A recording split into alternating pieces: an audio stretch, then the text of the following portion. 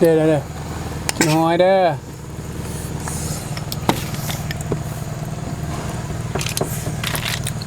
เสียพี่เปรี้ยงเหรอบ่เตาสวัสดีท่านผู้ชมเนาะมื้อนี้คอยสิพาไปเบิ่งวิถีชีวิตของชาวนาเนาะชาวแข่งของพันแล้วไปเบิ่งช่วงฤดูเก็บเกี่ยวเนาะแล้วก็แล้วสิพาไปกินหอยเนาะเป็นหอยเชอรี่เป็นหอยที่อยู่กลางหน้าแหละเนาะไปเบิ่งกันเลย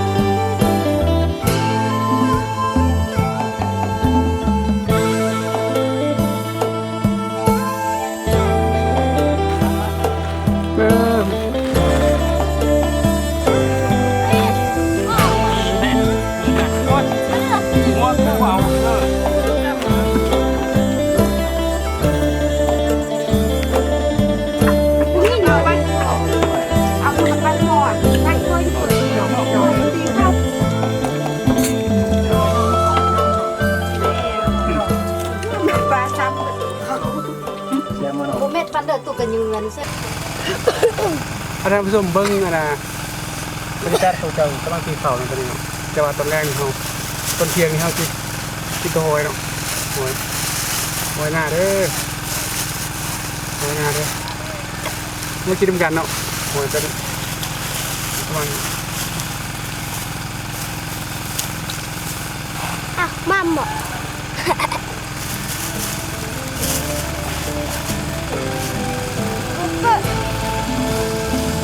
บรรยากาศที่เขาเนาะ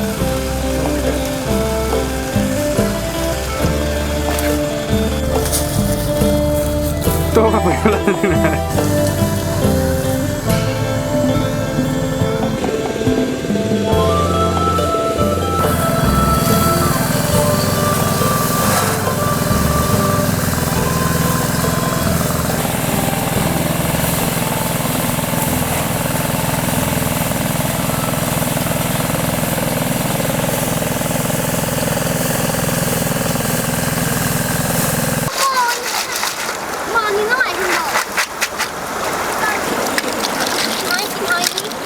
หอยเด้อพี่น้องหอย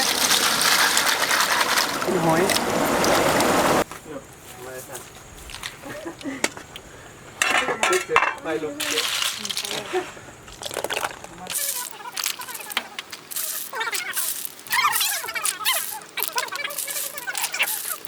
เจ้าคนเด้อกินหอยเด้อ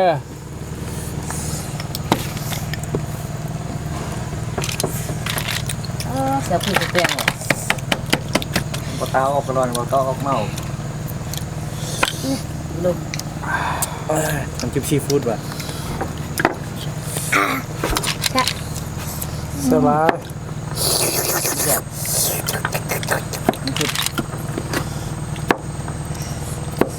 เสียก็อยากกิน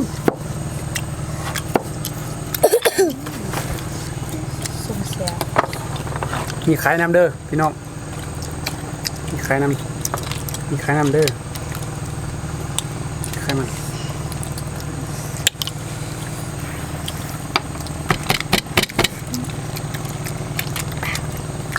น้องแข็งไม่แข็งทีบุเสียกันนี่ไงไม่แข็งที่เสียกันนี่เนาะที่ไหนคน ไม่ได้กินจังหวะ เ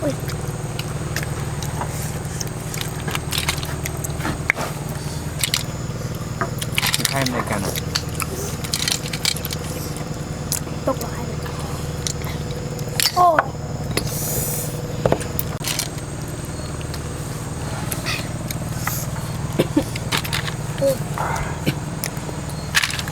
น้ำจิ้มเด้อนี่น้ำจิ้มคือน้ำจิ้มมันน่ะ ซีฟู้ด ไฮฟู้ดนี่คือน่ะหน้าฟู้ด ใส่บวงเลยไหนเอาก่อนจะเห็นหรอ ว่า เอาก่อนกินอะไรอย่าอินเนาะแบบเป็นไง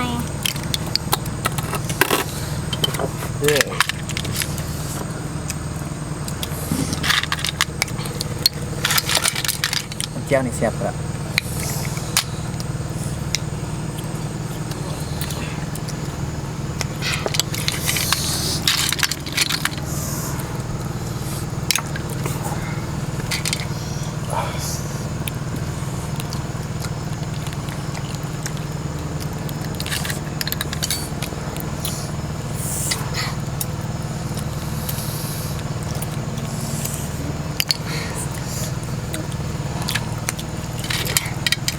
ให้ตัวมัน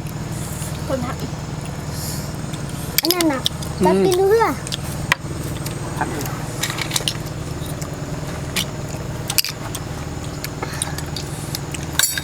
กูก็ยังไม่นึงเข้าขู่กันเลยหน่อยตัวเอาขู่กันเลยหน่อย เทียมเดี๋ยวเพื่อ บ่ละเป็นไข่ สิหมดแล้วเด้อสิหมดแล้วเด้อกินไว้เด้อ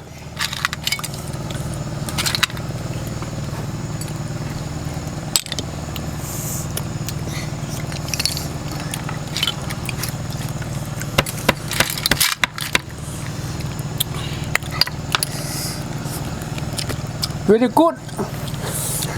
แซ่บเว้ย นี่นะมันจ้องนั่นน่ะ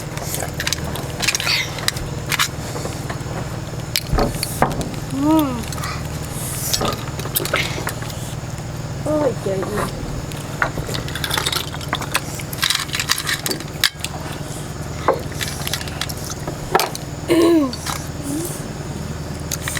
ไอ้แม่นี่นี่เออ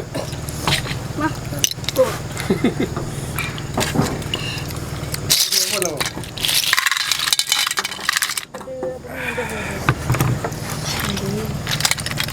กินน้ำในวันนี้เลย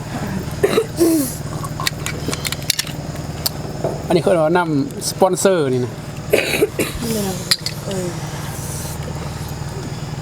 เขากินเสือในนับสปอนเซอร์ ไม่เรียกว่าเสียจะเรียกว่าฟังนี่มีใครนำจังหน่อยเนาะ เนาะ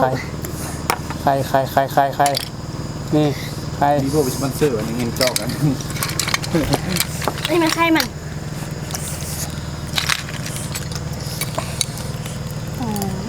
อืม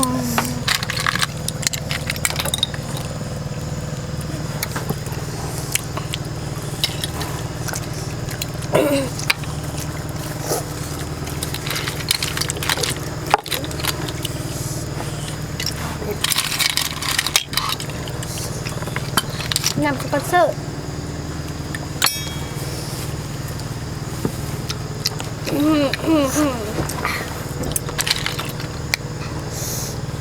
กินเด้อกูกินเด้อ กินหอย หอยอีหยังเนาะหอยเด้อเนี่ย หอยเชอรี่ ข้างหน้าคือแค่ อืม ขนำให้เป็นเจ้านำให้เลยกู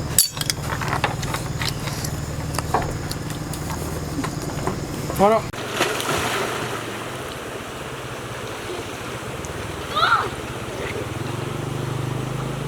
เฮ้ยยิงเก่งยิงสิกว่าเฮ้ยก้นเลยเยอะเดี๋ยวจะดังจุนปักกล้องได้เลยบ๊ายบายเลยบ๊ายบายได้ไหมบ๊ายบาย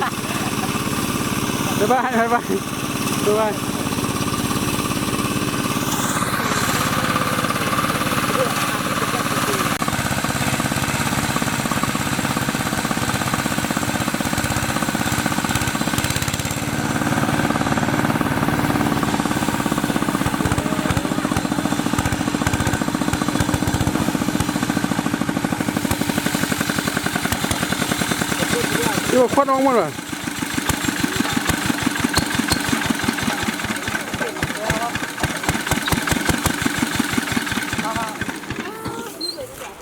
เรื่องหมู